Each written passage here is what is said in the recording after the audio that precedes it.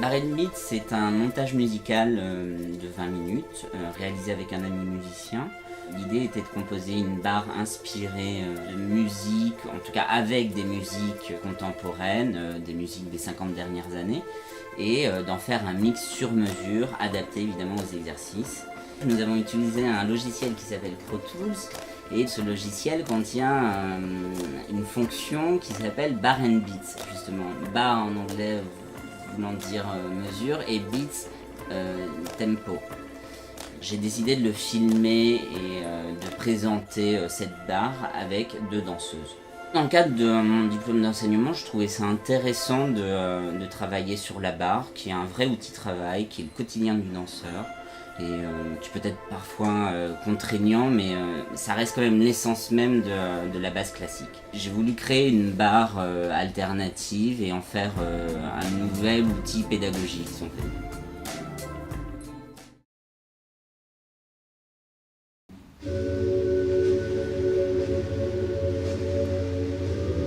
C'est d'abord une barre pour les professionnels, pour se chauffer sur une musique différente, en mesure.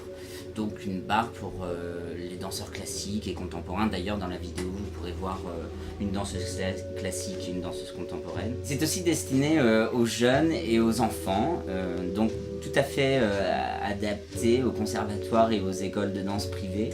Et voilà, l'utiliser comme un outil pédagogique permettrait de les responsabiliser dans leur travail, de les faire danser sur une musique différente et d'avoir peut-être une approche un peu plus ludique du travail de la barre.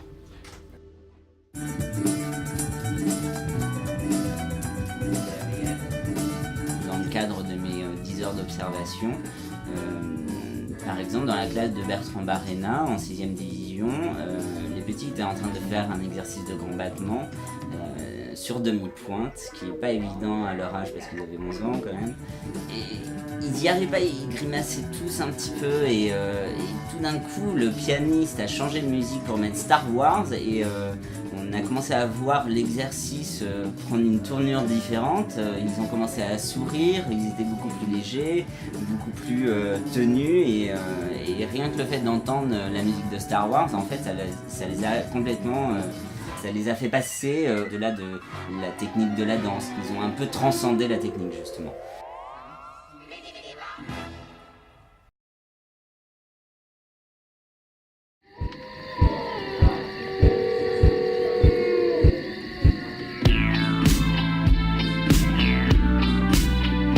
Il y a plusieurs styles différents. Vous pourrez entendre de la musique de film, du jazz, de la musique électronique. C'est un choix complètement personnel, c'est totalement subjectif. C'est vraiment des musiques que j'aime, qui vont de Mendelssohn à Michael Jackson. Par exemple, il y a toujours ce premier exercice où on ne sait pas si il sert ou pas. Moi j'ai décidé de le faire, de mettre la musique de Mendelssohn, donc de commencer par quelque chose de classique, parce que je trouvais que cette ouverture justement du songe d'une nuit d'été était propice à un réveil du corps, donc je trouvais ça très intéressant de se réveiller un peu avant de commencer l'exercice déplié. J'ai remarqué que beaucoup de musique fonctionnait bien avec la barre grâce évidemment au montage et que ça collait au plus près des exercices.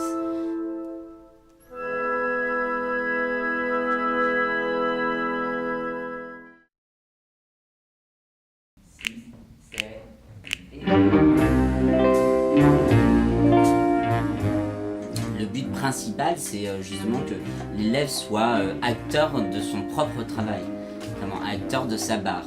C'est-à-dire qu'il compose l'exercice, il choisit sa musique, voire il fabrique le mix entièrement.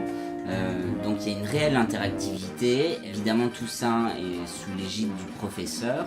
L'élève, en s'impliquant dans cette barre, s'approprie la musique, donc s'approprie les exercices.